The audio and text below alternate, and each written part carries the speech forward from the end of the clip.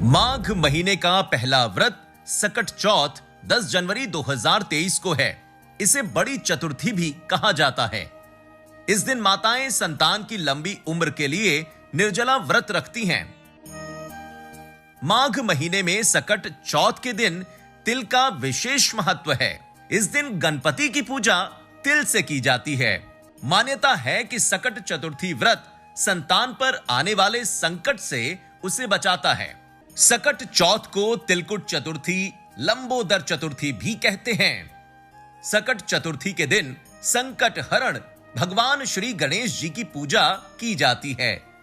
कहते हैं कि सकट चौथ व्रत में कथा के बिना पूजा का फल नहीं मिलता। आइए जानते हैं सकट चौथ व्रत की कथा। सकट चौथ की व्रत कथा।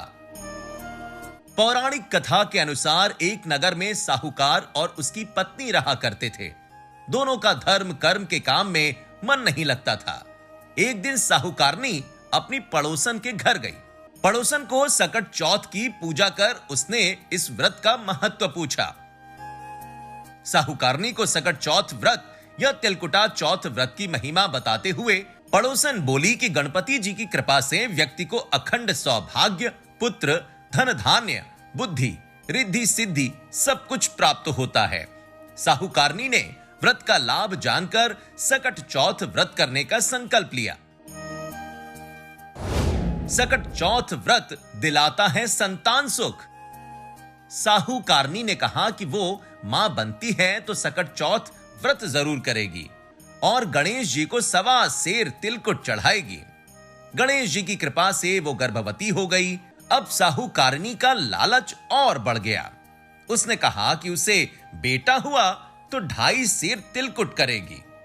साहूकारनी को एक सुयोग्य पुत्र की प्राप्ति भी हुई। फिर उसकी लालसा और बढ़ गई। अब वो बोली कि अगर उसके बेटे का विवाह हो जाता है तो वो 5.25 सेर तिलकुट करेगी। गजानन के वरदान से उसका विवाह भी हो गया, लेकिन वो तिलकुट चतुर्थी करना भूल गई। गणपति जी की माया से गायब हुआ बेटा।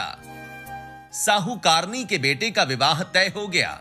लोभी साहूकारनी को सबक सिखाने के लिए गणपति जी ने अपनी माया से शादी वाले दिन उसके बेटे को गायब कर दूर कहीं जंगल में पहुंचा दिया। माता पिता और सभी वर के गुम हो जाने पर चिंतित होने लगे। विवाह टल गया। एक दिन साहूकारनी की होने वाली बहू सखियों के संग जंगल में दुर्वा लेने गई। उसे देखकर साहूकारनी के बेटे ने आवाज लगाई, लेकिन वो सभी डर कर वहां से चली गईं और इस घटना के बारे में अपनी मां को बताया। सकट चौथ व्रत के प्रभाव से मिली संतान। गांव वालों और साहूकारनी के समधियों ने वहां जाकर देखा तो उनका दामाद घने जंगल में एक पेड़ पर बैठा हुआ था। उसने सभी को अपनी मां की गलती बताई और कहा कि मां ने सकट चौथ व्रत करने का वचन दिया था, लेकिन उसे पूरा नहीं किया और इसी कारण सकट देव यानी गणपति जी नाराज हैं। साहूकारनी को जब यह बात पता चली तो उसे अपनी गलती का एहसास हुआ और उसने गणपति जी से क्षमा याचना कर सकट चौथ का व्रत और तिलकुट किया। गणेश जी ने साहूकारनी को माफ कर दिया और उसका बेटा भी सही सलामत घर आ गया। कहते हैं सकट चौथ के व्रत के प्रभाव से संतान पर कभी कोई आंच नहीं आती। तभी से यह व्रत किया जाने लगा। मित्रों, आज इस वीडियो में बस इतना ही। अगर वीडियो आपको अच्छी लगी हो तो इस वीडियो को लाइक करें और अपने परिवार के साथ शेयर जरूर करें। धन्यवाद।